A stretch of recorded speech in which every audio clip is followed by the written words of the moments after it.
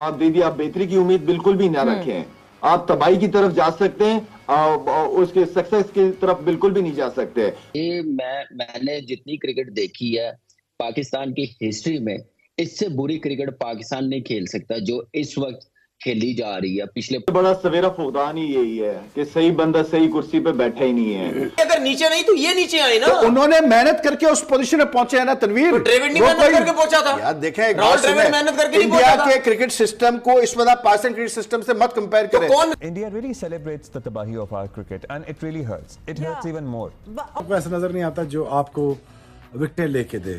देखिए, it's really disappointing to see Pakistan has lost the series.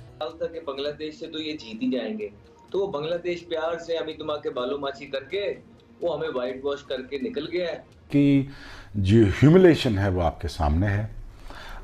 Pakistan को बच्चों की तरह मारा है। मतलब शर्म का मुकाम ये है, मेरे हिसाब से तो शर्म का मुकाम है और शर्म भी आनी चाहिए। आ रहा है जी विराट कोहली के साथ कंपैरिजन है नहीं, लेकिन आ रहा है ना। उनके ऊपर भी एक फेज आया था। देखें, फेज में भी फर्क मामला पिच का भी है। ये एक कमाल की बात है कि पाकिस्तान क्रिकेट बोर्ड ने ऐसी पिच बनवाई जिसपे हम ही ना खेल पाए और दूसरा जो है वो जीत के चला गया। तो इस पे भी तो कोई कमेंट होना चाहिए कि उधर क्या हुआ। बड़ी जबरदस्त पिच थी। स्पिनर आपके पास है नहीं पूरे मुल्क में, तो क्या स्पिन ट्रैक बना दें? क्या करें? बैटिंग ट्रैक पे जो है ना आपके प्लेयर्स जो हैं वो मैच नहीं जीते, ड्रॉ हो जाता है। तो रिजल्ट जब आपने लेना है तो थोड़ा सा सपोर्टिंग पिच तो बनाना पड़ेगा। और क्या हो गया था ऐसा पिच को, वही उस पिच पे भी खेल रहे हैं बांग्लादेशी बैट्समैन भी जो हैं, वो भी तो वही खेले।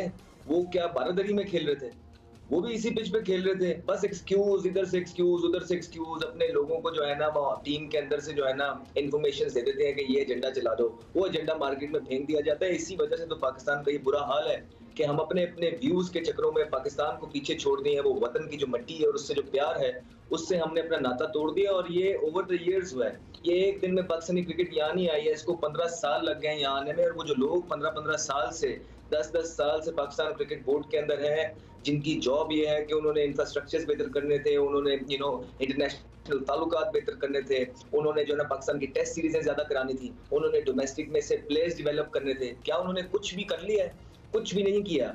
इसी वजह से वो इन प्लेयर को निकाल नहीं रहे कि उनको पता है कि शायद उनको लगता है कि पीछे आने वाले प्लेयर्स बिल्कुल ही जो है ना अजीब से हैं, तो अगर ये भी निकल जाएंगे तो हम एक्सपोज हो जाएंगे। तो सर जब मामला इस तरह का हो जाए कि आपकी टीम 8वें नंबर पे आ जाए, आपके प्लेयर्स ने 16 इनिंगों में परफॉर्मेंस नहीं किया और उनको फिर आप सिलेक्ट कर लें और सेटिंग्स पे काम हो रहे हो, वो उसको पसंद है ये उसको पसंद है, और आप उस मुल्क में जहाँ पे लोगों के पास खाने के पीने के पैसे नहीं है, बिजली के बिल ने तंग किया हुआ, पहाड़ टूट रहे हैं, वहाँ पे आप फेल्ड क्रिकेटर्स पे इन्वेस्टमेंट कर रहे हैं और मिलियंस और बिलियंस की जो है इन्वेस्टमेंट कर रहे हैं। इसका जवाब दे कौन होगा? अभी आपने मेंटोर्स रखे हैं, उनको 50-50 लाख महाना आप देंगे ये सिर्फ सुपरविजन करने का, तो इसका जिम्मेदार कौन है? तो ये चीजें पूछने वाली हैं। ठीक है, ये अवाम पूछेगी, अब उस जगह पे आ गई है। अहमद, हमारे पास तो 4 चीज़ें थी डिप्रेस करने को, आपने तो 18 और पकड़ा दी हैं। तो ये तो बहुत ही ऐसी सिचुएशन बनती जा रही है कि इससे निकलना तो it's going to be a project and a half to get out of this situation. अच्छा अहमद भाई, पाकिस्तान क्रिकेट के जो मसाइल हैं जिनका आप भी तस्करा कर रहे हैं, दिनों में सर्टनली पैदा नहीं हुए। आपने अभी कहा कि ज़ाहिर सालों में यहाँ तक बात पहुँची है और दिनों में हल भी नहीं हो सकते। वकार यूनुस भी यही कह रहे थे कि ज़ख्म पुराना है, तकलीफ पुरानी है, हल होने में टाइम लगेगा। अब डोमेस्टिक कप होने वाला है, इसमें आपको लगता है कुछ इससे कुछ हासिल होगा, कुछ नया टैलेंट सामने आ सकेगा, या ये भी बस खाना पूरी होगी? ये मटेरियल क्या भारत से आएगा? कहाँ से आएगा? यही है ना जो खेल रहे हैं, उन्हीं 150 प्लेयर्स में से कुछ जो परफॉर्मेंस कर देंगे, कहेंगे ये मिल गए। तो मसला ये होता है, हर इंसान की ये कोशिश होती है कि मैं कुछ ऐसा नया शुरू करा दूं और उसके अंदर से सिलेक्शन हो जाए और मेरी वाह हो जाए। देखें जी, मैंने पाकिस्तान कप स्टार्ट कराया, उसमें से ये साहिबजादा फरहान ने फिर से परफॉर्मेंस कर दी या कामरान गुलाम ने फिर से परफॉर्मेंस कर दी, तो इनको हम ले आते हैं। तो वो लोग, इनको ये समझना होगा कि प्लेयर मशीन नहीं होता। वो लोग जो 3-3 सालों से परफॉर्मेंस करके आ रहे हैं और अपनी बारी का इंतजार कर रहे हैं, और अगर उनसे परफॉर्मेंस ना हुई तो उनके चांस का क्या बनेगा? बहुत ज्यादती कर रहे हैं ये लोग बहुत ज्यादती कर रहे हैं। ये पाकिस्तान की प्लेयर्स के इमोशंस के साथ खेलते हैं, ये पाकिस्तान के अवाम के इमोशंस के साथ खेल रहे हैं। ये मुल्क की टीम, जिस क्रिकेट टीम के साथ सारी जो अवाम जुड़ती है, सारी अवाम टीवी पे देखती है, एक ही ऐसी चीज है जिससे सब जुड़ जाते हैं और ग्लूड हो जाते हैं टीवी के साथ। ये लोगों ने अवाम से ये एंटरटेनमेंट भी छीन ली। Thank you it is sad, और लेकिन आपको भी उतना ही गुस्सा चढ़ा हुआ है जितना हमें चढ़ा हुआ है। तो can be more embarrassing than this, to be honest, कि in front of millions of people और आपको पता है इंडिया भी हमारी क्रिकेट को बहुत फॉलो करता है और बड़ी शर्मिंदगी होती है।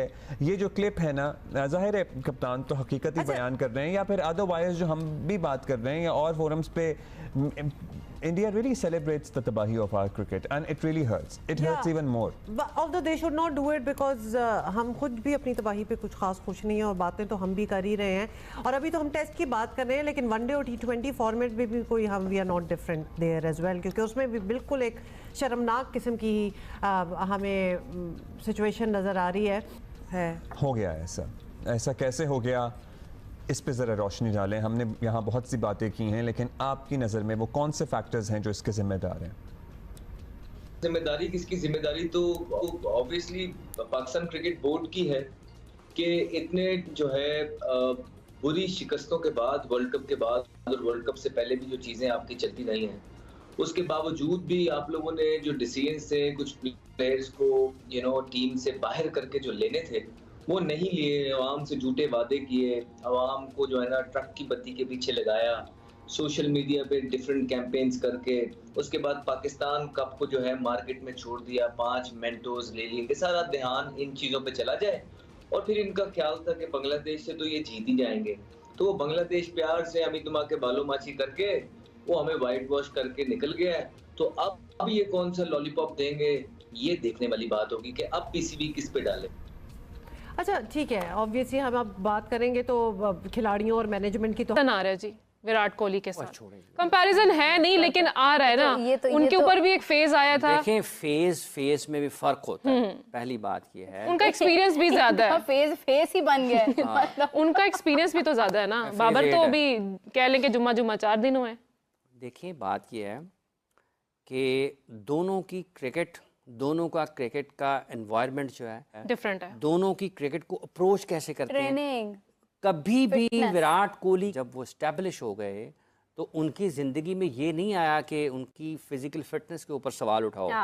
जब कोई सवाल उनको लोग गुज़िश्ता 8, 10, 15 बरस से एक टॉप क्लास एथलीट के तौर पर देखते हैं।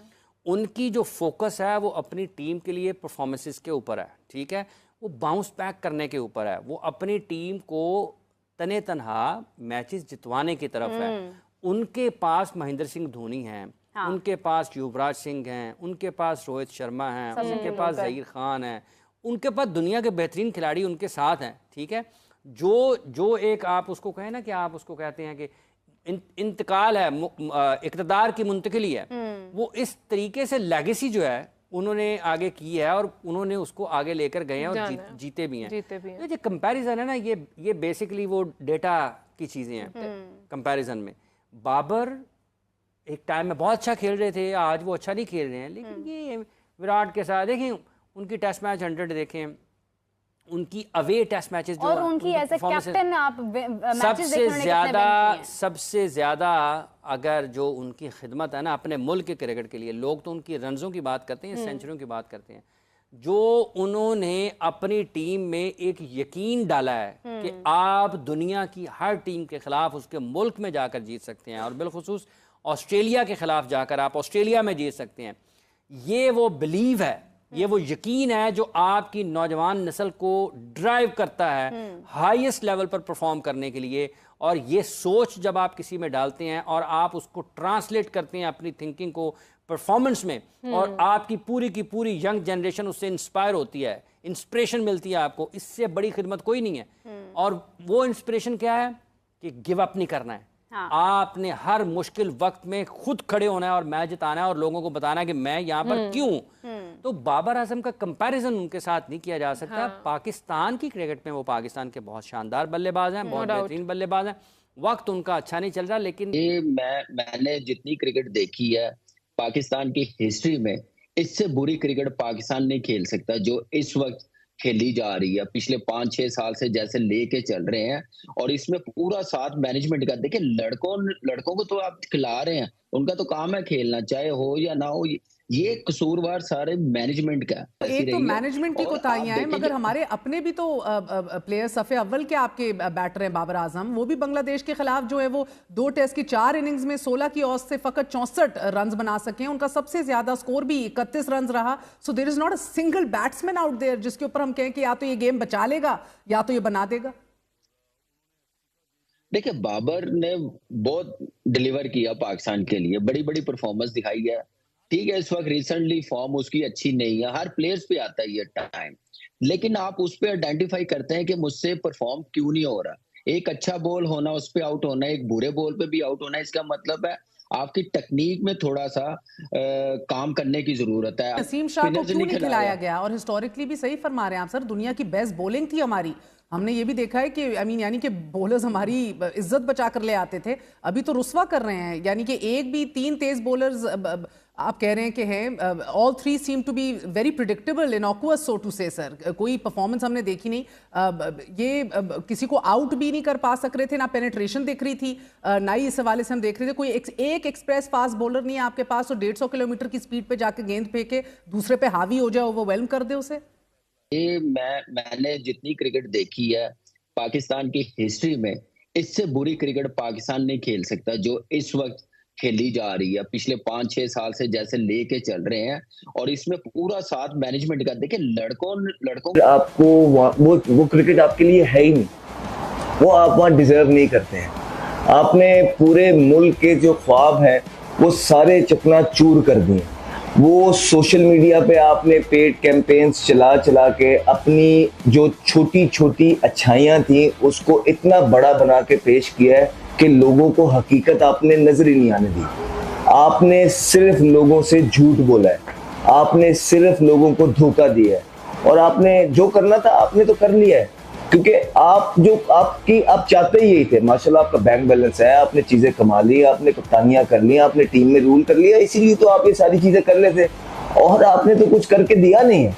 आपने अपने यारी दोस्ती के अलावा आपने इस मुल्क के लिए कुछ किया है। और ये जो लोग कहते हैं कि ये पेड कैंपेन्स नहीं, सर हमें सब पता है, हमें सब पता है। मसला ये कि आप बहुत गिर गए, ये हमने पहले भी वीडियो में कही, आप बहुत नीचे चले गए।